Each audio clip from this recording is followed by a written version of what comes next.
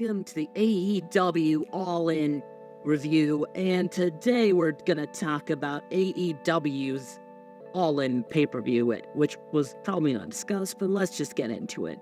It happened not too long ago. AEW's All In pay-per-view was incredible. Like, you could say it's arguable that it's better than the one last year. People say it. People say it. I would say it, it's not something that I'm denying. It could be better. But we're just going to get into it. So the first match of the show was for the World Trios Championship, which, again, not behind the story too much here. And it was really not about the story. It was just a carnage match of just freaking ladders and mayhem to who's going to become the AEW Trios champions. That was the thing. And, yeah. Blackpool Combat won those championships, and I believe it was Killswitch, Christian, and Nick Wayne who had him, but I'm not sure about that. But I'm just saying, maybe. Yeah. So that was a part of it. All right, got it. That was a part of it. Moving on. This match was pretty fun. Good stuff. Now we get into the AEW Women's World Championship, which was so. Well, let me get into the story of this. So Mariah May had been debuted as this really, crazy fan of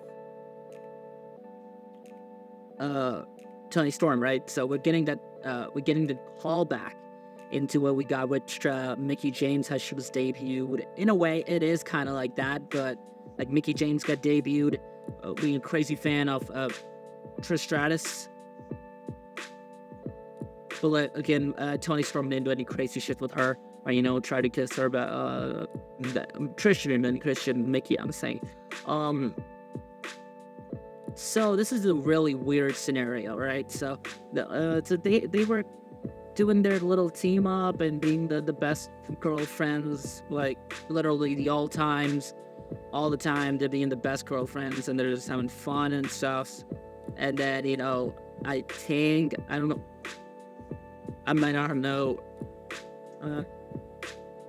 Well, it would cause a breakup, but okay. So I would say the real reason is the friggin' Owen Hart tournament, and she already had a plan. She wanted to win the Owen Hart tournament to stab Toni in the back, and that's what she did. She stabbed Toni Storm in the back, and it was interesting, how it happened.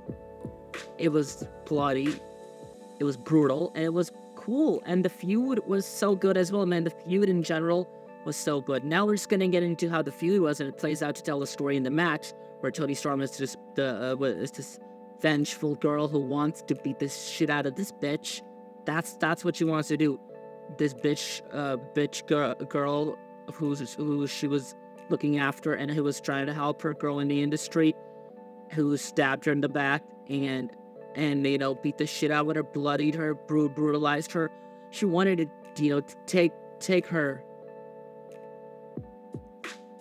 anger out on that bitch, but she still cared about her. So anyways, Toni Storm, this story was so good. And the match, dude, flawless, so good.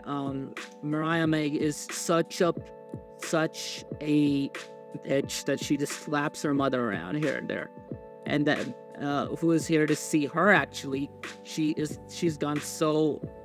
all for the goal and for the glory. I understand that, gotta have that game face and have that in wrestling, but still, fucking interesting character, Mariah May. And gotta say, she seduces a lot of men or something. I'm not saying, but there were some stuff that happened in Dynamite recently. Before that, Toni Storm, she's already done that before. So Mariah May won, and it was again a flawless storyline. People thought that this story is like one of the best storylines that's going on in wrestling today. The Mariah May and Timeless Toni Storm storyline, which is, again, I understand it. This was a perfect ending for All In, or most of the storylines came in. All right, the FTW Championships rules match, people. God dang it, I was sick and fucking tired of seeing Chris Jericho and his fucking Vortex going all around people's championships and stuff, and going all around people's everything they hold to. So, dude, this Hook and Chris Jericho shit, All right, so let's get the match was fun. It was some good stuff. All right, they used because they were in England, they were in the Britain land, they were in the UK. They gotta use some cricket related stuff. So, well, Dakota Kai did it before. Pete Dunne did it before. Fucking moving on. The Jericho got his bats and high guys on it. Hook beat the shit out of him like a paddle or something. Beat the crap out of him with the high guys back, and then pelted him with some with cricket balls, which might look like fake because I'm not full experience how cricket balls are. Yeah, it was an interesting match actually. It was quite the British rule, the British area match, the England area match. It was cricket is a big sport in England. I don't know, going back history and dates. Goes back to Australia as well, but I'm not talking about cricket. I'm talking about Chris Jericho and, this interesting match where they use those spots and use the things that, are the sport that's big in England. And England has won a World Cup, so, makes sense. AEW World Tag Team Championships with this match, fantastic. Gotta love the Bucks. Gotta love the Max Huster and Anthony Bowens, Dax Howard and Cash Wheeler. Right after that happens, after Matthew and Nick Jackson retain, Nicholas Jackson retain, the EVPs, I call them the Bucks. I don't even know what to call the Bucks anymore. This match was fantastic. I would say last year's FTR and Young Bucks match was more my type, was more the holy shit, this match is much better, but no, this match also had its moments. Loved it. They retain, and then we got the debut off, I think, the Wild Runs or something. I don't know what their name is. Ski Tag Team debuted. 12-man Casino Gauntlet. Come on, get it, let it rip. 12-man Casino Gauntlet match. Seriously, that stuff was fucking wild, dude. Handman Adam Page to Jeff Jarrett. This is gonna be the best Casino Gauntlet match I've seen. I've been to the ladder match because this might be the best one. I would say the winner is debatable. I'm not a big fan of who won. Christian Cage. He won the freaking Casino Gauntlet match. I did not want that. It pissed me off legitimately. I did not like it, and it's something I would still not like it, but it's whatever it is. We got Nigel McGuinness returning to professional wrestling. The dude has been out since 14 to 13 years at this point. He wrestled in the Casino Gauntlet match. Then you got Ricochet, who was just felt like this WWE guy, but we know that he had that AEW instinct in him. He had the flip dips. He had being a high flyer. He had being a high flying something. Not an assassin, I would say.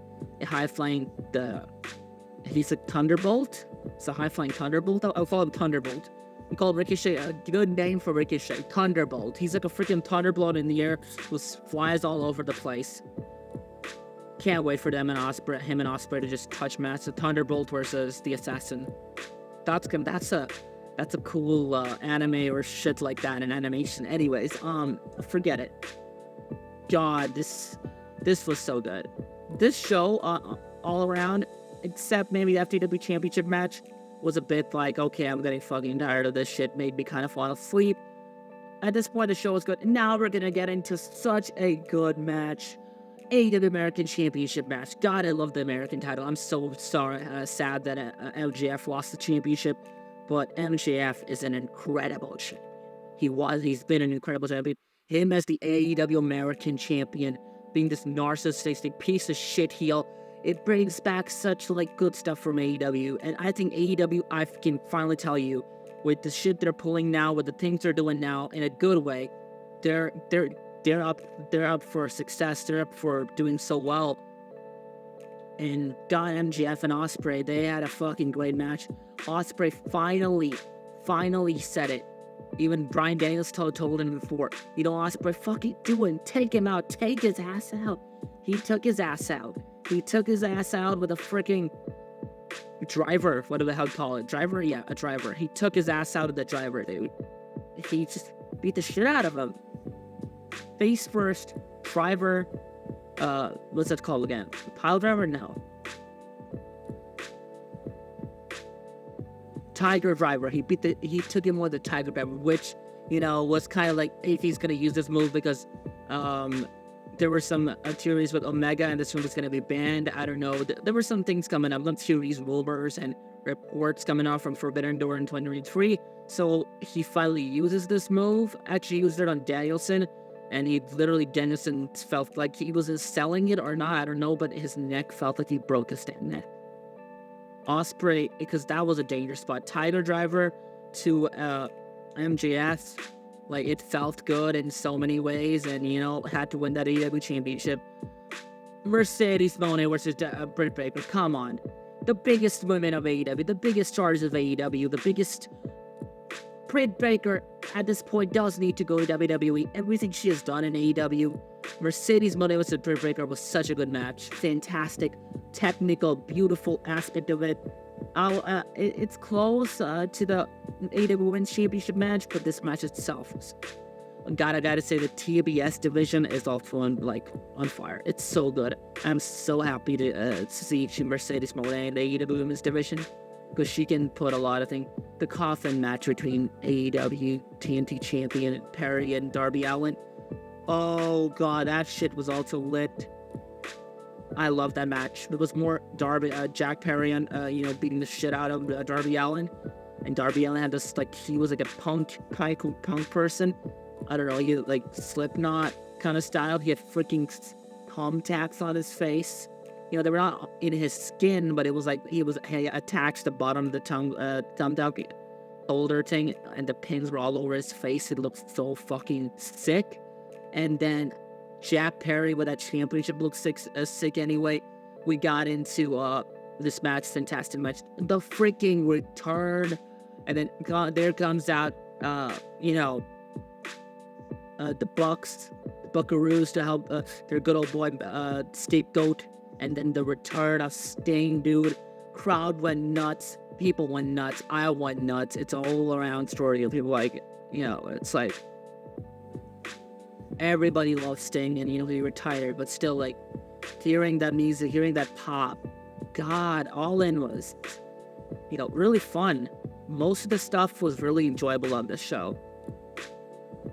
I'm not gonna do a comparison. I will do it probably a year later after we're done with before All In 2025, but we're gonna move on to the main event. Story's perfect. View the story. Bryan Danielson took every stop out there to fight him and Adam Page, to fight everybody in the Owen Hart tournament. Like Mariah May, he won, and his goal was to win the freaking AEW World Championship. He had to win the AEW World Championship. And Swerve just getting personal with his family, bringing Bree, bringing Buddy, bringing I don't know what the girl's name is. Birdie, yeah. Bringing all Bryan's family in this. Getting personal. Swerve Strickland being an ass, being the biggest dick on the planet, being personal and stuff. And, freaking awesome, dude. And then the story into it was, again, awesome stuff. Danielson and Swerve storyline, the feud was so good. And then the match, so good. Every near fall, we were like, oh shit, it's gonna happen. Swerve is gonna win. Then finally, Hangman interferes, okay. And then there's some shit goes on, and then Bryan gets him. And then he taps, and holy hell, Bryan Danielson is our AEW World Champion. It is, we're in good hands. And all I'm gonna say about Swerve Strickland's reign, through all the hits and misses, then at first it felt like a bit like a weird. It felt like didn't feel like the world champion of AEW. It felt like that. Oscar was feeling like that. Swerve didn't feel like the champion that AEW had. He was being eclipsed by the moral storyline with Tony Khan and the Bucks and Perry. And he was being eclipsed by all that shit. Even the blood and guts match happened, all that crap happened. Swerve Strickland, on the other hand, Swerve Strickland, dude. It's freaking Swerve Strickland. I think the dude was a fantastic champion, actually. Eventually, I think the moment that it clicked was freaking Forbidden Door. Forbidden Door is the moment you're like, that's right there. That's where he belongs. Swerve Strickland is here to stay in AEW right now, especially. And there are some issues going on with his contract thing with WWE, where they're kind of getting involved in saying that it's bad for business. We're not going to talk about what WWE thinks about Swerve Strickland. We're talking about what he is. He's fantastic. He's incredible.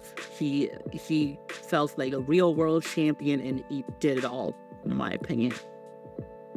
The match with Ospreay, fantastic. It might be the best Forbidden Door match I have seen. It might be the best AEW match I have seen. Swerve is incredible. Him, if you know more about him from Lucha Underground, Killshot. John Moxley's favorite wrestler, apparently.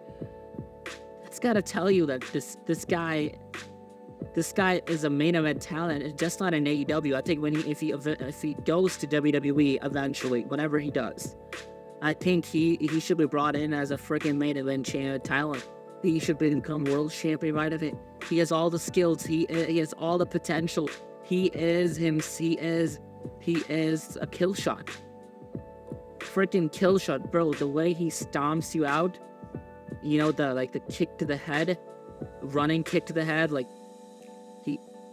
it's like a freaking gunshot. Is it good name Killshot for a reason? My God, I can just not gloat and give Swerve as much praise and how great his character is, how sick he looks, how fantastic he looks, and how moves is sick.